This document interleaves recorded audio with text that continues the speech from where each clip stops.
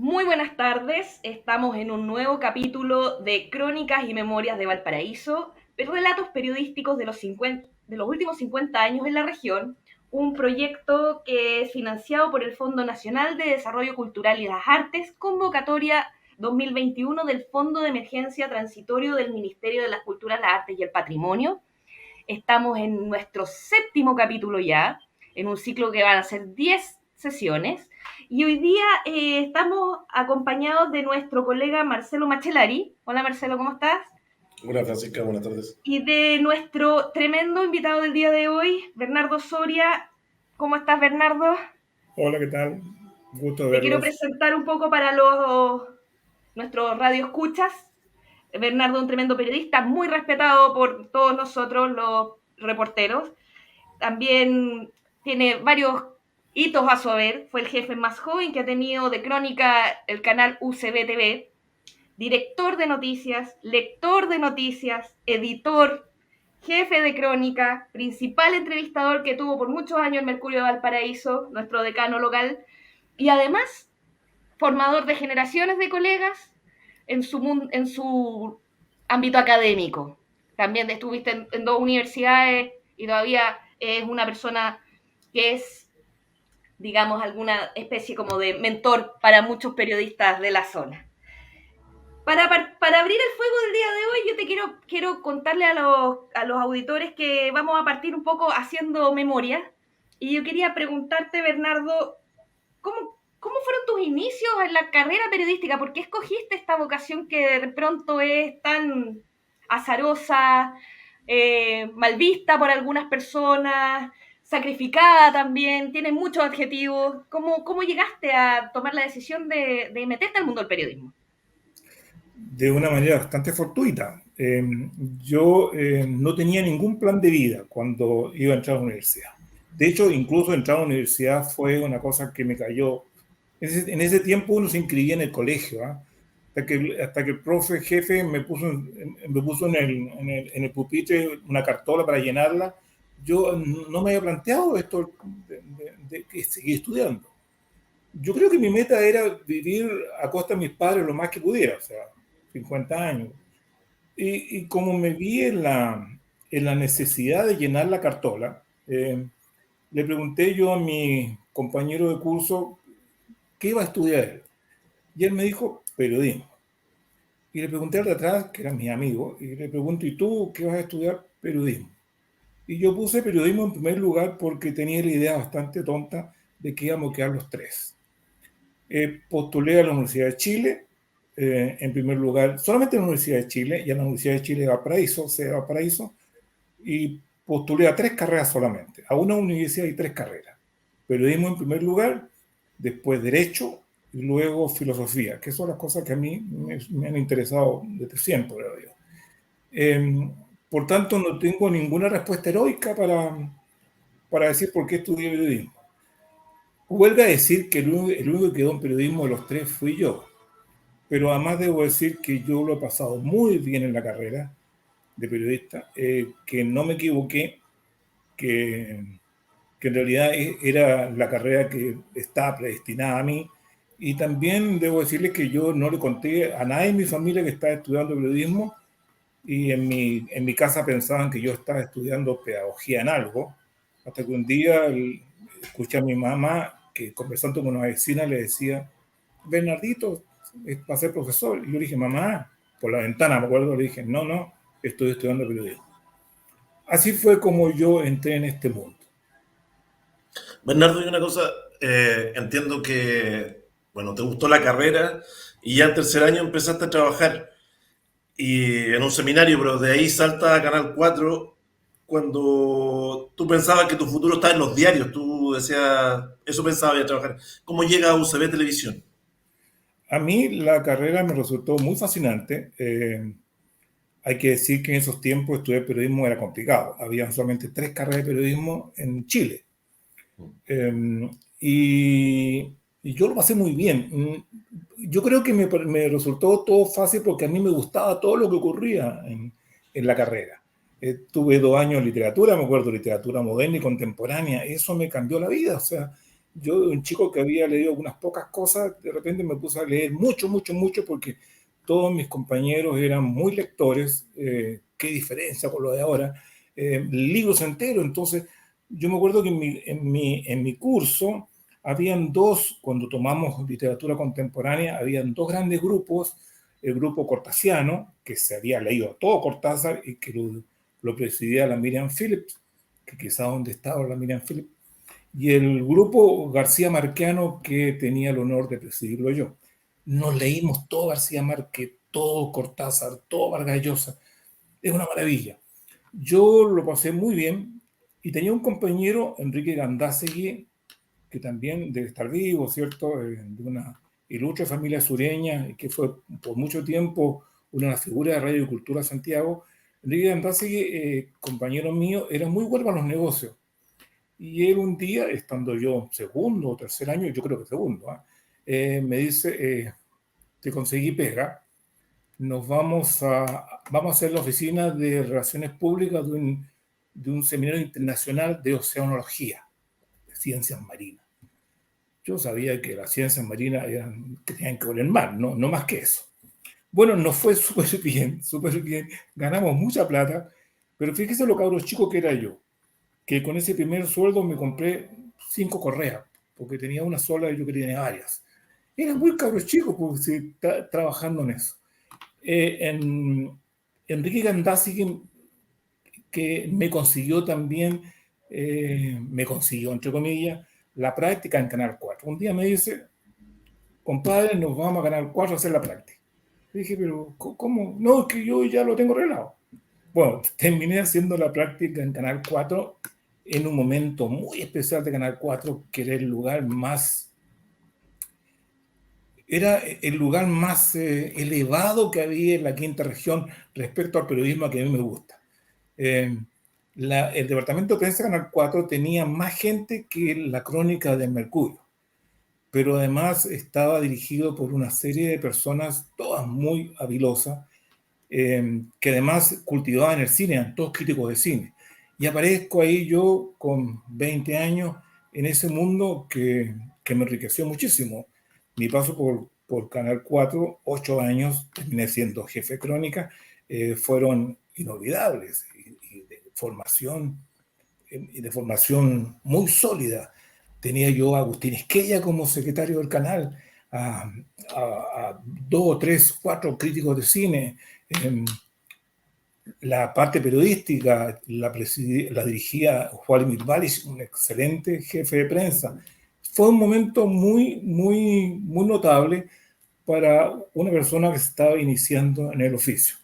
Canal 4 puso tanta confianza en mí que me dio una serie de tareas que yo no le habría dado a un cabro chico. Leer noticias, dirigir noticiarios, trabajar en producción, hacer libretos, la maravilla. Entiendo en ese punto que fuiste libretista de un programa de Silvia Piñeiro, de una comedia de Silvia Piñeiro también. Sí, claro. Con otro colega hacíamos los libretos que nos matábamos de la risa. Era un programa bien raro que se daba de noche y la Silvia Piñeiro hablaba desde la cama antes de irse a dormir. Y los libretos eran muy chispeantes, ella era muy chispeante, por cierto, y con estos libretos, cuando los hacíamos, más o menos, y nos imaginábamos lo que iba a hacer y con los gestos que iba a hacer, era muy, muy, muy divertido. Hay que decir que no todo lo hice bien. Por ejemplo, yo como lector de noticias no era bueno, para que estamos con la sea. La dirección de noticiero tampoco era mi vocación. Pero, por ejemplo, trabajé en edición de reportajes. Logré cierta experticia en eso. Y eso me gustó mucho. Bernardo, ¿te puedo interrumpir? Como, sí, claro. Para que le puedas contar un poco a nuestros auditores cómo era esa labor periodística que se hacía en un canal de región que en ese momento debe haber tenido bastante mayor importancia que la que tuvo últimamente UCB TV, considerando que era un canal universitario. Y además con la confianza que te dieron de ser tan joven y con tanta responsabilidad, ¿cómo era la sala de prensa? ¿Cómo funcionaba en esa época? ¿Cómo armaban las pautas? ¿Cómo era el trabajo periodístico diario? A ver, primero que nada, que Valparaíso era una ciudad importante en el periodismo. Habían dos diarios, el Mercurio de Valparaíso, por supuesto, La Unión, todavía existía La Unión, y Canal 4, que tenía un departamento de prensa muy poderoso. El departamento de prensa estaba dividido en dos áreas, la área de crónica, que eran los noticiarios, y un área donde yo empecé a trabajar, que era de trabajos especiales, que hacía un programa dominical que se llama Así Fue, y hacía una serie de pequeños reportajes que se insertaban en noticiarios. Eh, trabajaba mucha gente, y trabajaba además no el periodista normal, Casa Noticias, sino que también el tipo que hacía comentarios, el tipo que hablaba de libros. Entonces era un mundo muy rico dentro de la profesión. Pero yo además me daba cuenta que Valparaíso era un lugar importante en periodismo. Hay que decir que esto estamos hablando del año 69, 70, 71. Eran momentos bien importantes en el país también. Eh, por cierto, que eso ha cambiado. O sea, hoy día los medios subsisten a duras penas y por supuesto Canal 4 ya tiene un canal, pero nombre, ¿no? Porque el canal ya en ese tiempo era de la Universidad Profesor. Exactamente. Pero ¿de cómo se sintió el golpe? Porque ya hasta el año 71, toda la época de la OP en el canal, pero después viene el golpe. ¿Cómo se sintió en el canal? ¿Qué pasó ahí? Porque no intervinieron. Bueno, sí, el equipo de trabajos especiales lo dirigía Gustavo Boye, que es un notable periodista de la zona, que es de los tres Boye, que eran tres hermanos y los tres eran periodistas: Otto Boye, Enrique Boye y Gustavo Boye. Gustavo Boye había sido profesor mío y dirigía este equipo de especial. Nosotros en el programa Si Fue estábamos monitoreando semana a semana lo que estaba ocurriendo en el país, y por supuesto nos dábamos cuenta que el golpe venía. Incluso si alguna vez recogí yo el último libreto, y el libreto del día anterior al golpe, el golpe fue un martes, el noticiero salía el domingo, nosotros dábamos por hecho casi que el golpe venía. El día del golpe, toda la gente de Canal 4 llegó al canal. Y por llegar todos, nos quedamos todos adentro porque hubo toque de queda al mediodía y estado de sitio y cosas así. Entonces nos quedamos todos encerrados. Pero fue muy bonito porque llegó todo el mundo a trabajar como un día cualquiera. Estábamos viendo que estaba pasando algo importante. No pudimos hacer nada porque no nos permitieron salir al aire, y en los días posteriores algunas personas fueron detenidas. Agustín Esquella hizo un trabajo notable rescatando gente, periodistas y camarógrafos y otros funcionarios, y en poco tiempo nos pusieron un militar como fiscalizador interno. Fueron días complicados, pero fueron días complicados no solamente para Canal 4, sino que para todo el país. Y desde el punto de vista, Bernardo, del trabajo periodístico, ¿cómo era trabajar con un interventor? ¿Cuál era la figura? ¿Tenía incidencia directa en la pauta de prensa? ¿Tenés algún relato, algún recuerdo de Sí, alguna situación especial? absolutamente. Como yo era reportero, no, él se relacionaba fundamentalmente con los jefes, pero todo pasaba por esta censura. O sea, nada que no tuviera el visto bueno de este personaje, ¿cierto? Que entiendo, yo alguna vez lo vi, era un marino. Agustín Esquella sí tenía que tratar con él, porque Agustín Esquella era el secretario general del canal.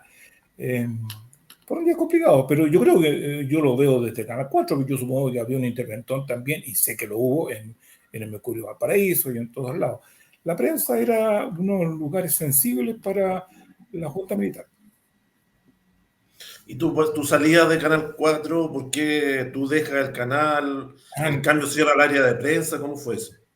Bueno, comienza la gran decadencia de Canal 4. Canal 4 empieza a declinar, se va gran parte de esta gente que yo te hablaba, que que iluminaba este medio de comunicación, que lo manejaba la Católica.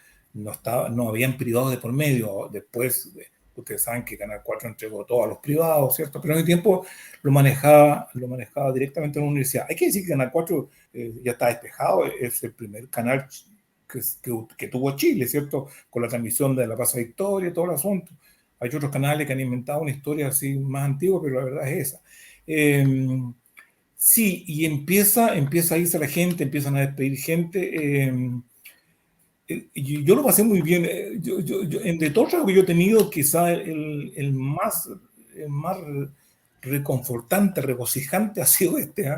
Yo era muy chico, por tanto las penas eran menores. Cuando uno es joven, las penas son menos. Y yo me daba cuenta, por ejemplo, cuando echaban gente, andaba la gente por los pasillos gritando, están echando. Era muy divertido, o sea, hacíamos del dolor una cosa divertida. Fui el último en irme. Cuando nos fuimos los últimos 3, el departamento de prensa cerró. Por eso nos fuimos. Hay que decir una cosa, yo recibí el premio regional de periodismo estando en el Mercurio. Cuando recibí el premio en la Municipalidad de Paraíso, me entrevistaron los colegas de Canal 4 y yo dije una cosa muy imprudente. Todos me dijeron, Bernardo, tú fuiste figura en Canal 4 y ahora en Mercurio. Y yo dije, me siento prestado en el Mercurio. Yo siempre seré Canal 4. Qué injusto para Mercurio. ¿Y cómo viene después, directo al Mercurio, pasa después de Canal 4? Estuve 1 o 2 semanas cesante. Estaba más preocupado mi mamá que yo. Cuando recibo un llamado telefónico del jefe de informaciones del Mercurio, Jarón Mesía, al cual yo no conocía, y me dice que él ha seguido mi carrera, yo no sabía que tenía carrera, y que había un cupo en el Mercurio. Perdona, Bernardo, ¿qué edad tenías cuando llegaste al Mercurio, más o menos, para hacer una idea de cuando tú dices tu carrera y lo dices como en un tono irónico, porque no eran tantos años, sino más bien experiencia? No. A ver, yo diría que entré como estaba en segundo, estaba en tercero de la universidad, 20 años serían, o 21, y estuve en total 8 años en el Mercurio. Yo tenía 28 años, por ahí. Y entré un martes, y aquí otra casualidad, entré el mismo martes en que entró a trabajar en el Mercurio de Paraíso Abel Breves Azoka. Pero él trabajaba en la empresa Mercurio en otra parte, pero se venía trasladado al Paraíso y entramos los dos ese día martes. ¿Por qué me acuerdo que era un martes? Porque el martes era cuando el jefe de informaciones se reunía con toda la crónica y daba los encargos semanales. Los reportajes que había que hacer para el fin de semana, los turnos que había que hacer. Todo esto se modificó después cuando con los años fuimos siendo dirigentes, yo fui presidente del sindicato de los periodistas de Mercurio, y ya los periodistas no tenían que hacer, además de la crónica diaria, hacer un reportaje semanal, hacer turno de noche, todo eso lo modificamos. Si eso se mantiene en Mercurio es porque hubo dirigentes, entre ellos yo, que peleamos para que todo eso se cambiara, porque era un trabajo atroz, había que reportear todos los días, pero además todos los fines de semana, el día sábado había que entregar un reportaje para el domingo, un reportaje para el domingo, que yo por supuesto como soy ordenado lo empezaba a hacer el día martes, así que el día sábado lo entregaba y a las 3 de la tarde yo, adiós, ante la envidia general, porque yo lo hacía así. Y Bernardo, ¿cómo te recibió, disculpa, la vieja guardia del Mercurio? Porque eras un periodista formado en la universidad que llegaba a trabajar donde habían todos estos próceres que eran de otra escuela, ¿no? Sí, primero estaba la leyenda que a mí me iba a ir mal, porque los de televisión hacen cositas cortitas, escriben poquito, y aquí no, pues un diario. Y yo recuerdo haberle dicho, oye, yo siempre quise trabajar en un diario, no en televisión. Era lo que yo siempre había soñado. Creo que cuando tuve alguna teoría de periodismo, que no fue en primer año en periodismo, sino que después, yo dije, el periodismo escrito es lo mío, por algunas razones largas que yo no voy a explicar aquí, pero la televisión es un periodismo distinto al periodismo de diario. Cualquiera del oficio sabe eso, que son cosas distintas. Pero el cambio más grande era que el Mercurio estaba lleno de gente mayor y aparecen 3 cabros universitarios. Era la primera vez que éramos como los marcianos, ¿ah? Pero después fuimos 4, después fuimos 5 y después los que no eran universitarios eran la minoría. La misma historia de siempre. Pero nos ganamos con sangre, sudor y lágrimas, y no es un eufemismo, nos ganamos lo que logramos en el diario, porque el diario que nosotros conocimos cuando llegamos no era el que yo 19 años después dejé, era totalmente distinto. ¿En qué cambió? Cambiaron, por ejemplo, todas las estrategias para obtener información, cambiaron también los modos de hacer periodismo, cambiaron también la disciplina interna, incluso la carga laboral. Como te digo, cuando yo llegué, eh, el día martes, además de tus secciones, por supuesto, te daban un encargo para fin de semana que debían entregarlo el sábado y te decían a ti qué día tocaba turno. Yo era de los turnos de los martes, por tanto los martes me quedaba hasta que el diario cerraba a 2 de la mañana y al día siguiente me quedaba como todos los días. Ya habían entregado un reportaje. Yo era como el gracioso de los periodistas que hacían reportaje. Entonces me daban todas las cosas locas. ¿Eh? Todo fue porque un día al jefe se le ocurrió, dijo, a ver, me acaba de llegar la guía de teléfono, ¿se acuerdan ustedes de la guía amarilla? Por Y supuesto. dijo, Bernardo, ¿tú serías capaz de hacer un reportaje sobre la guía amarilla? Yo dije, veamos. Y anduve toda la semana leyendo la guía. Y descubrí que, por ejemplo, los apellidos son divertidísimos, cosa que nunca hace porque nadie revisa la guía. Entonces yo hice este pequeño reportaje de un poquito más de media página en Mercurio, estándar, ¿eh? El Mercurio hoy día es tabloide, ¿cierto? No, ese tiempo era estándar, ese maravilloso tamaño estándar que ya solamente lo tiene el Mercurio Santiago, creo, porque el Sur de Concepción, gran diario, era estándar también, ahora es tabloide. Bueno, hice un reportaje que todo el mundo lo encontró comiquísimo, yo no creo, ¿eh? Y de entonces, tontera rara que se le ocurría al jefe de formaciones que lo hacía era yo. No siempre funcionó, ¿eh? Pero bueno. Bernardo, Pasa. te quiero preguntar un montón de cosas de tu trabajo en el Mercurio para que le podamos un poco explicar a la gente que hoy día se hace el periodismo de una manera bastante distinta gracias a la tecnología, básicamente, porque acá la tecnología impactó en las formas de hacer las cosas. Tú hablabas de la pauta, de que se quedaban hasta tarde para sacar las páginas. ¿Cómo era esa rutina periodística? Partiendo que no existían los computadores, se trabajaba en máquinas, cómo recibían los cables, la información exterior, todos esos detalles que en el fondo arman en la cotidianidad de una crónica. Bueno, cuando yo llegué al Mercurio de Valparaíso, empresa por la cual yo tengo gran aprecio, por supuesto, pero que no fui tan feliz como en Canal 4, que quede claro, eh, eh, se iba yendo una generación que era muy noctámbula, muy bohemia. Era de esos periodistas que se iban todos muy de noche, 12 de la noche, uno, y no se iban para la casa, sino que se iban al bar de la esquina. Eso cambió porque nosotros teníamos otra formación. Eso solamente ocurría el día viernes. El día viernes, porque el día viernes nos juntábamos con la gente de La Estrella, nosotros íbamos terminando el diario, ellos iban a comenzar el diario, porque el diario salía, ustedes saben, no salía, era un vespertino La Estrella. Entonces, nos quedábamos hasta tarde el día viernes, pero era la única forma. Era un trabajo muy sacrificado en el siguiente sentido. Los jefes decían, se sabe a la hora que llegas, no se sabe a la hora que te vas, porque de verdad no sabías tú a qué hora te ibas a ir. Fue la única cosa que a mi mamá, por ejemplo, no le gustaba de esto. Ella notaba que a mí me gustaba el periodismo, pero esto de que yo llegara a las 12 de la noche, a la 1 o a las 2, era una cosa que ella la complicaba muchísimo. Pero hay que decir que es una ciudad bastante más segura que ahora. No estamos hablando en el Valparaíso hoy día, que es bastante inseguro. Entonces, por tanto, había mucho cariño por el oficio. No nos sentíamos nunca funcionarios, sino que nos sentíamos como que esta era una misión y había que hacerla bien. Es como difícil explicarle eso a los alumnos de periodismo ahora, ¿eh? De que esto no es solamente para ganar plata, sino que además tiene que ver con una vocación. ¡Vocación! Estoy hablando de vocación yo, que no tengo vocación para esto, porque yo lo elegí al azar, que podría haber sido pianista a lo mejor.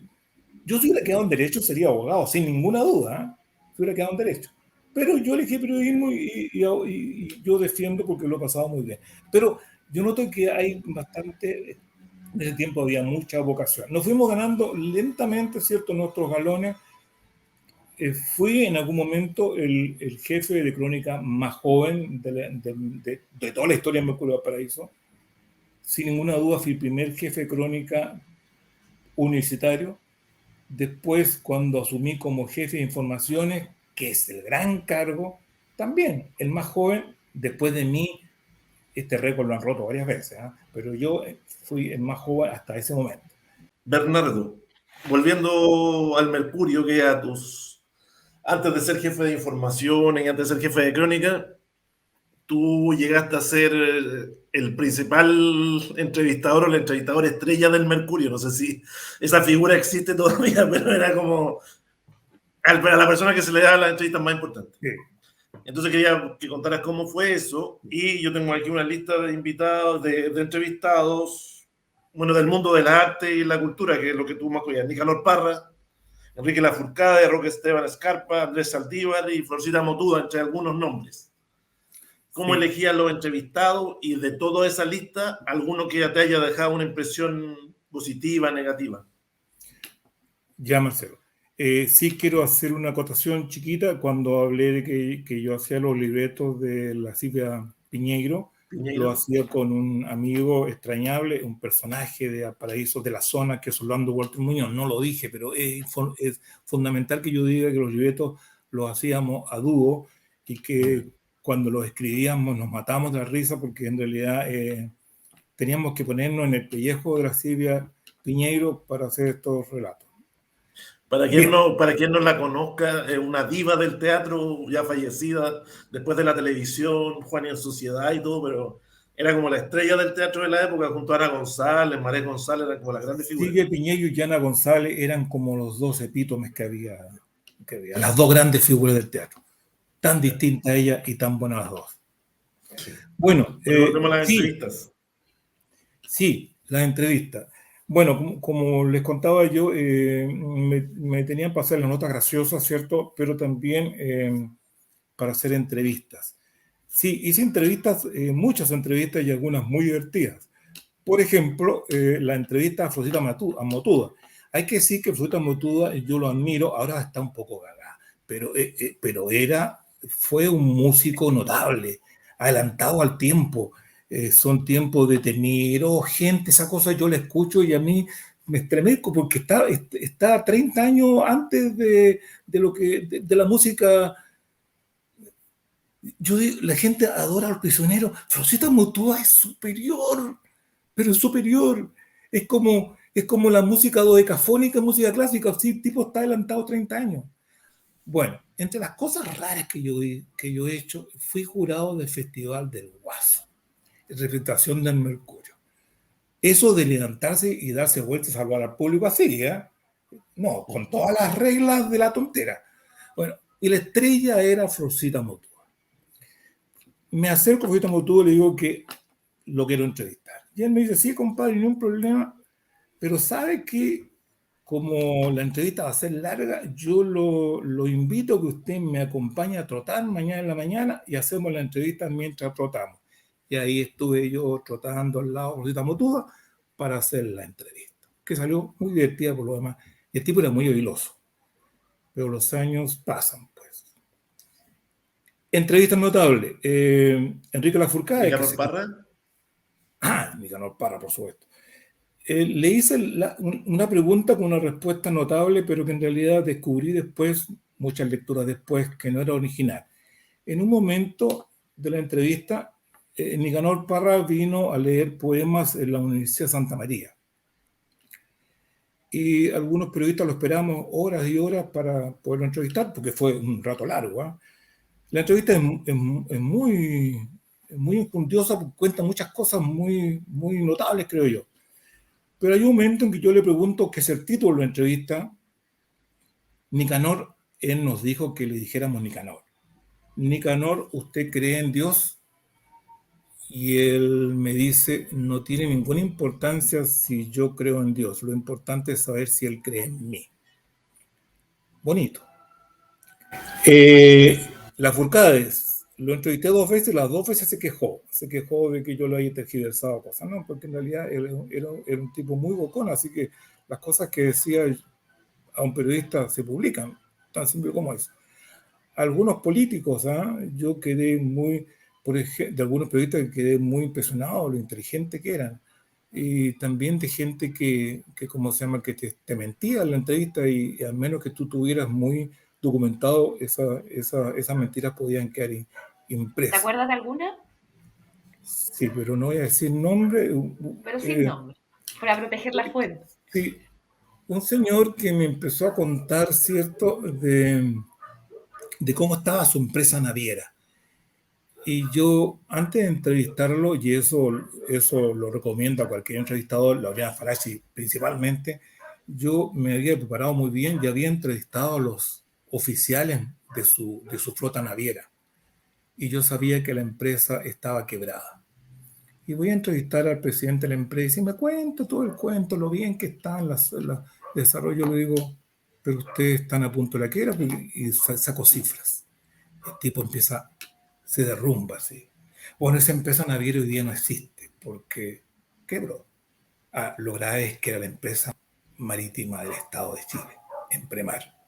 Ustedes han escuchado hablar de ella, ¿no? Empremar. Alguna vez este país tuvo una empresa naviera estatal, ya no existe. Oye, Bernardo, ¿y cómo fue trabajar en el Mercurio de Valparaíso en una época, porque tú entraste a trabajar en la década de los 80, la última etapa de la dictadura, y desde ahí te tocó cubrir alguna cosa que entraras en conflicto, que tú dijeras, ¿sabes qué? Tengo que decir esto, pero en realidad yo creo que no es eso. ¿Te Sí, pasó? ¿Tuviste esos conflictos? alguna vez con colegas, especialmente de Santiago, como fui secretario del Tribunal Nacional de Ética del Colegio de Periodistas, iba una vez a la semana a Santiago a reuniones con ellos y teníamos unas largas conversaciones respecto a lo porteño, lo porteño. Primero ellos hacían notar de que yo no hablaba como ellos. Bueno, yo hablo porteño. Eso me pasó en Alemania cuando estuve becado, que estaba becado con otros periodistas chilenos y todo decían, ¿por qué tú hablas así? Bueno, yo le dije, pues era para eso. Ahora, yo no sé cómo hablan los porteños, pero yo hablo como porteño y no hablo como los santiagueños. Ustedes a lo mejor tampoco se dan cuenta porque también son porteños, pero bueno. El tema es que con mis colegas santiaguinos hablábamos sobre esto de que todo el Mercurio era como cómplice de lo que estaba ocurriendo en el país. Yo les quiero decir, por la información que yo tengo y porque yo estaba ahí, todos los trabajadores de Mercurio Valparaíso, no digo yo las jefaturas, pero eran anti-Pinochet. En todas las consultas que hizo Pinochet, que fueron varias, siempre votamos no. Y yo me acuerdo que un jefe de formaciones le dijo a una colega mía que está bien que voten no, pero no pongas cartel en tu escritorio. Yo lo entiendo, no hay que poner cartel en el escritorio. Pero no era muy insensible lo que estaba ocurriendo en el país. Pero hay que decir también de que, y en esto quiero decir bien claro, que nunca nos sentimos presionados para que nuestra información tuviera un matiz. No, nosotros hacíamos nuestra pega. Los jefes podían hacer otra cosa, pero los reporteros hacían otra pega. Y me acuerdo que el jefe de formaciones nuestro, Harold Mesías, una vez se metió en un tremendo lío precisamente por hacer lo que tiene que hacer un periodista. En Valparaíso había, en un operativo militar, había muerto, asesinado por supuesto, un taxista en el Cerro Los Placeres. Y Harold Mesías me manda a reportearlo a mí al cerro y a mi colega Eric Rivera que vaya a la intendencia y tome la versión oficial. La versión oficial decía que en un operativo militar, ¿cierto? Este joven, porque era un tipo joven, se había enfrentado a las fuerzas militares y había sido abatido en un combate. Bueno, cuando yo fui a Placeres, hay que decir que era Placeres muy arriba, casi cerca de la variante Viña. Llego ahí, todos los vecinos estaban enterados de lo que había ocurrido, me señalan dónde vivía este señor, que era una quebrada, era una mediagua, o sea, una cosa muy básica. Llego ahí, está rodeado de militares, los militares Mercurio Valparaíso me dejan acercarme, y yo entro a la mediagua y la mediagua estaba abarrotada de cajas de municiones, pero tanto así que tuve que entrar así, así, no se podía abrir la puerta, y yo decía, no hay lógica, ¿cómo y la cama estaba hundida porque había puesto tantas cajas de municiones que la habían hundido. Y yo pensaba, no tiene lógica eso. ¿Cómo este señor vivía aquí cuando apenas puede entrar? Bueno, me pongo a hablar con los vecinos, y los vecinos tenían la cosa bastante clara. Me dijeron, no, pero ¿qué? Si eso lo trajeron ellos, vinieron camionetas, metieron todas las armas. El operativo fue así, llegaron los militares, el tipo salió y lo mataron en la puerta de la mediagua. Tenía un montón de balazos, ¿eh? Yo llego al diario y le digo, Harold, ¿sabes qué? Fui a reportar todo esto y esto es lo que tengo. Y me dice, escríbelo tal cual. ¿Tiene fuentes? Yo le dije, 8 fuentes, 9 fuentes. Y todo el mundo lo había visto. Y era más la quebrada, que de todos lados se ve. Y me acuerdo que el diario llevó las dos versiones, la versión oficial del enfrentamiento entre un terrorista y las fuerzas militares, y la versión mía con lo que me han contado los vecinos que habían sido testigos. Quedó, pero la embarrada. Lo pasó muy mal mi jefe. Nosotros no. Pero bueno, así era la cosa delicada en esos tiempos. Bernardo, yo te quería preguntar a propósito de eso, dada la época en que está en el Mercurio, ¿cuál era la relación que se establecía con las fuentes en general desde el poder? Por ejemplo, las fuentes militares y las autoridades de gobierno. Eso tiene que ver mucho con las secciones de cada uno, ¿eh? Yo tenía la sección, que era una sección importante, la sección marítima, que ya no existe, es la que tiene que ver con los puertos, con los buques, con la marina mercante. Había un colega, ¿cierto?, que tenía que ver con Fuerzas Armadas. Yo no tenía relaciones con las Fuerzas Armadas, tenía relaciones con... Además, yo tenía a cargo también los gremios marítimos, y alguna vez también tuve que ver con educación. Esto tiene mucho que ver con la sección que uno tuviera y la relación que uno tuviera también con las fuentes de ese sector. Nada extraordinario, ¿eh? Nada extraordinario. A mí me tocó los tiempos muy difíciles en que el gobierno militar cambió todas las formas de trabajo portuario. ¿Se acuerdan ustedes? A lo mejor no se acuerdan, pero los gremios portuarios eran poderosísimos de tiempo. Los gremios portuarios desaparecieron en los primeros años de gobierno militar. O sea, el gobierno militar desmanteló todo el tejido sindical que tenían los portuarios. Por ejemplo, no sé, por los cuidadores marítimos, los estibadores. Los estibadores eran poderosísimos y ganaban mucha plata, pero hoy día ustedes han escuchado hablar de los estibadores casi no existen.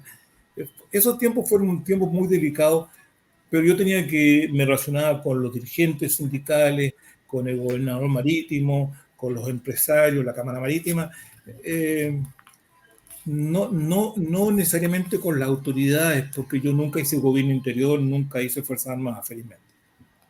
Sí. Y Bernardo, siguiendo con ese tema, siendo jefe de informaciones o jefe de crónica, ¿te enfrentaste a alguna autoridad por algún titular del diario, por alguna noticia que salió, que la desmintieron, que reclamaron, o alguna cosa así como un escándalo? No que yo recuerde. Yo fui jefe de informaciones de Enrique Schröder, que tenía mucha confianza en mí, mucha confianza. A ver, para los que no saben, ser jefe de información es como ser piloto de un buque. El buque tiene un capitán, pero el que maneja el buque es el piloto. Entonces, el jefe de información es el cargo más alto al cual uno puede llegar periodísticamente en un diario.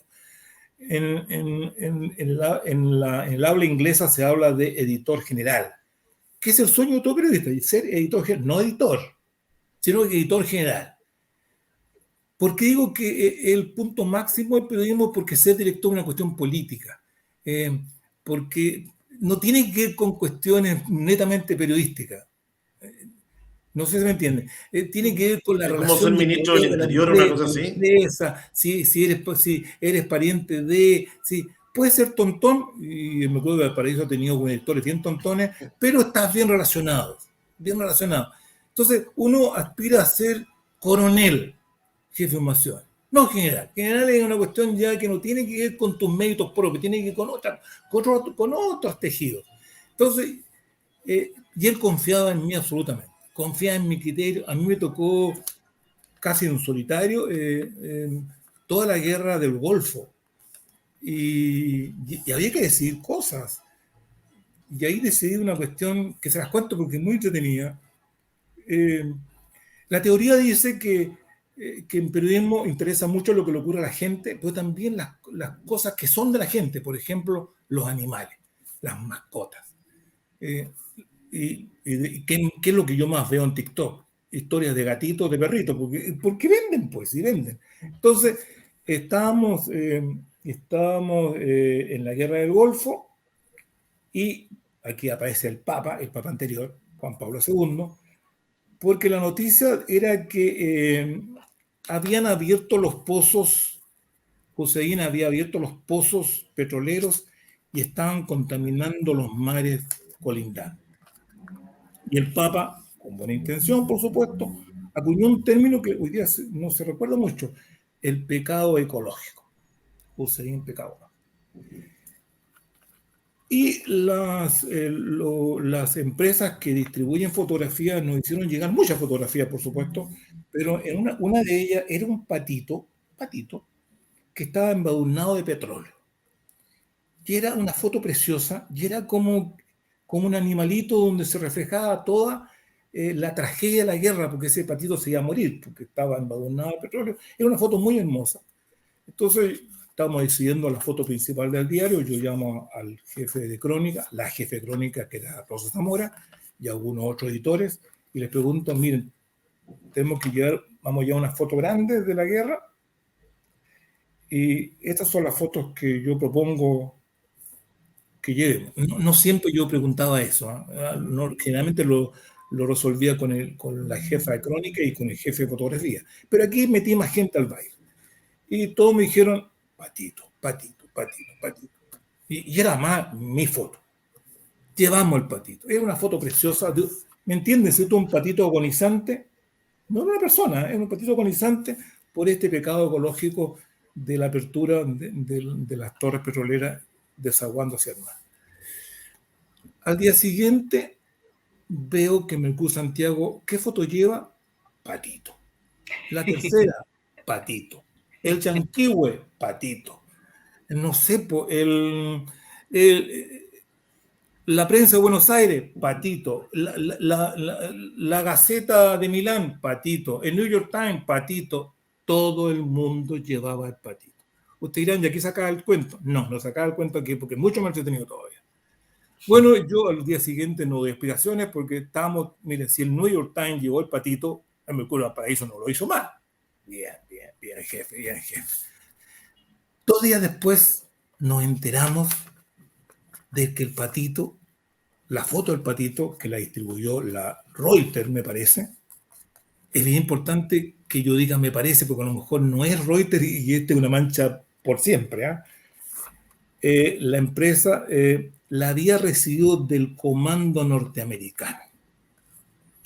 Y el comando norteamericano la había inventado el laboratorio. Era parte de las estrategias de guerra. ¿Cómo estamos? Todos Terrible. pisaron el palito. Todo el mundo, incluido Nardo Soria, me acuerdo para eso. ¿Hay alguna cosa algún error del que te arrepientas, alguna cosa que no cubriste o algo que no quieras recordar? No, sí, por supuesto que cometemos errores. Sí, los errores son perdonables. Las desidias no, sí, claro. Sé que Innovaciones es la reunión de las 11 cuando uno se enfrenta a todos los editores, que uno tiene todos los diarios y dice, Arte y Cultura, ayer se inauguró el Festival de Cine en Viña y no llevamos nada. Y el editor de Arte y Cultura te pone repentinamente tartamudo Sí, claro, sí, cometemos muchos errores, claro. Eh, es una profesión de alto riesgo, pero también muy entretenida, muy entretenida. Uno no se aburre haciendo esto. Pero yo noto Bernardo, yo te diferencia. quería preguntar ya, porque pronto se nos Sí, acaba sí, este espacio y está sí. sumamente entretenido. Te quisiera preguntar mil cosas, pero no quiero dejar de conversar de cuál es tu mirada como docente, académico, del periodismo actual y de las nuevas generaciones de periodismo, de cómo trabajan y la mirada que tienen sobre las noticias y la emergencia de las redes sociales como una tremenda canal de información para la ciudadanía y todo lo que conlleva este cambio cultural, tecnológico, como quieras llamarle. Bueno, mi mirada es crítica, pero yo creo que el periodismo siempre ha estado en crisis. ¿Ah? El periodismo, yo creo que es con natural el periodismo que está en crisis. Algunos analistas, yo leí un libro de un argentino que decía que el periodismo va camino a desaparecer. Periodismo, hay que acotar de que estamos hablando de periodismo de medios, de medios. Porque ustedes saben que el amplio campo laboral del periodismo da para muchas cosas, pero aquí en realidad no estamos hablando que esté en crisis las relaciones públicas, ni la comunicación institucional, no, ni administrador de redes sociales, no, lo que está en crisis es una cuestión específica que es el periodismo de medios, ese que está. Y ese periodismo de medio ha cambiado muchísimo, se ha hecho muy precario, como primera cosa, se ha hecho muy precario. Fíjense, por ejemplo, de ser la segunda capital periodística del país, que sin duda Paraíso lo era, yo creo que era Santiago, Paraíso, Concepción. El sur de Concepción es una maravilla de diario, por eso digo. Entonces, hoy día apenas subsiste el Mercurio de Paraíso. La estrella es la estrella está asegurada porque como los crímenes están aumentando, o sea, está asegurada la estrella. Pero es muy precario el trabajo periodístico. Pero por otro lado, también tiene que ver, ¿cierto?, con las nuevas tecnologías. Y aquí uno se hace la siguiente reflexión. Está bien que nos hagamos preguntas y preguntas, pero debemos tener algunas cosas claras. ¿Las redes sociales favorecen el periodismo o lo perjudica? Las redes sociales no tienen filtro, el periodismo sí tiene filtro, pues el periodismo, aunque se trabaja contra el tiempo, hay filtros, mientras que las redes sociales no. Un tipo recibe cualquier cosa de que, a ver, un amigo mío todavía cree que Hitler está vivo, por favor, haz números. Si Hitler estuviera vivo tendría como 120 años, no puede estar, está vivo y en Argentina, porque él tiene datos que está vivo y en Argentina. Sí, no, porque lo leyó en las redes sociales, o sea, las redes sociales permiten cualquier cosa. Lo de las redes sociales ya pasó un chiste, uno diría que no es periodismo, es literatura, bueno, literatura fantástica. Pero bueno, la otra cosa es suponer de que el periodismo va a estar mejor si es periodismo siempre público. No, donde el Estado mete las manos, el periodismo se muere. Se muere, si el periodismo tiene que ser libre. A ver, Falachi, ya está la definición mejor. El periodismo tiene que ser molestoso. El periodismo, la misión del periodismo, decía Elena Falachi, es, abre comillas, desvelar los pies de barro del poder. No hay mejor definición. Desvelar los pies de barro del poder. Para eso estamos, para molestar. No para que nos aplauda un sector y nos pifie el otro sector. No, esa no es tarea nuestra. Ahora, en la formación periodística yo le veo pero hace tiempo que le veo un tremendo problema. Uno, la pugna que hay entre los comunicólogos, que están salvados porque la comunicación siempre va a existir, y los periodistas, que están en crisis. El periodismo de medios está en crisis. Entonces, los chicos van a estudiar gran parte de su currículum, 60% es comunicación, teoría, está muy bien eso, pero hay cuestiones técnicas que se pasan por alto. El periodismo no solamente está precario, sino que no es de buena calidad. No es de buena calidad. Incluso en radio, ¿eh? Por ejemplo, aquí sí con nombre, Radio Bio no confirma nada. Hace un año y medio atrás yo era jefe local de la prueba de tuta académica. La última vez que somos la prueba de tuta académica antes del estallido social. Yo fui jefe local en un colegio de Playa Ancha y según el único que sobrevivió, porque los demás colegios tuvieron que cerrar, porque hubo protestas, entraron los estudiantes, el mío no. Unas monjitas ahí súper asustadas, yo dije, procurando de que todo se hiciera en forma normal, calmando a las monjitas, pero la radio vivió como gran cosa que un grupo de estudiantes había irrumpido dentro del colegio y las monjas venían a decirme, Bernardo, los estudiantes, pero madre, ¿usted los ve aquí? No. Otro profesor, no, están diciendo por la radio que hay incidente en la puerta. Me asomé, ¿ustedes ven incidente en la puerta?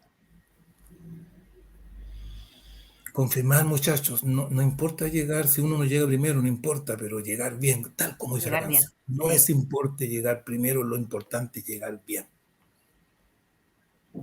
Exactamente. Marcelo, ¿quieres hacer alguna pregunta antes de que terminemos Sí, esta entrevista que ha sido muy interesante sí, con muy Bernardo? interesante.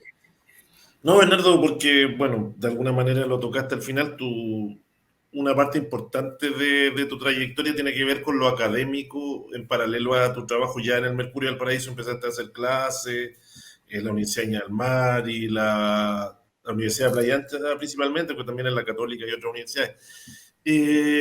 ¿Cuál dirías tú que es lo que quisiste en esos años como académico y después como director de carrera, jefe de carrera, transmitir a los alumnos de periodismo? Dos cosas. Uno, que el periodismo tiene una técnica. En la medida que uno no conozca esa técnica, no es periodista. No, tiene que... A ver, y esto es un homenaje a los viejos periodistas. El periodismo es un oficio, además de otras cosas más, pero es un oficio, hay que aprender a hacerlo y hacerlo bien. Uno podrá decir, sí, el periodismo ha cambiado, sí, hoy día, sí, ya, sí, ok, pero hay una forma de hacerlo, hay una artesanía y esa artesanía hay que conocerla, esa es la primera cosa. Y segundo, que pareciera que como lo opuesto a lo que acabo de decir, no, pero es complementario, hacerse grandes preguntas. Yo, fuera de hacer talleres de introducción al periodismo, de periodismo informativo, ¿cierto? Fundamentalmente, hice ética periodística, hacerse grandes preguntas. Un periodista que no es ético, tampoco es periodista. A ver, y doy siempre el ejemplo que le he dado a los estudiantes. ¿Por qué un médico que está al lado de una persona que está siendo maltratada, este médico no solamente es cómplice, sino que deja de ser médico porque el médico no estudia, no existe la medicina para ayudar al verdugo a torturar? No, en ese momento éticamente esa persona dejó de ser médico. En el periodismo ocurre igual, pero por supuesto que nadie lo toma tan en serio. No tan en serio. El periodismo igual, hay ciertas cosas que uno no debe hacer y en la medida que las haga, deja de ser periodista. El chiste es el siguiente, los médicos, ¿cierto?, entierran sus errores. El periodista los publica. Y la formación intelectual es clave porque, lo has dicho tú, no se puede encontrar todo en Google. ¿Qué? Se encuentra en Google, pero no es llegar y googlear. No es lo mismo leer un libro que googlear una información sobre determinado tópico. Nunca va a ser comparable. Puede ser una ayuda, pero nunca va a ser lo mismo.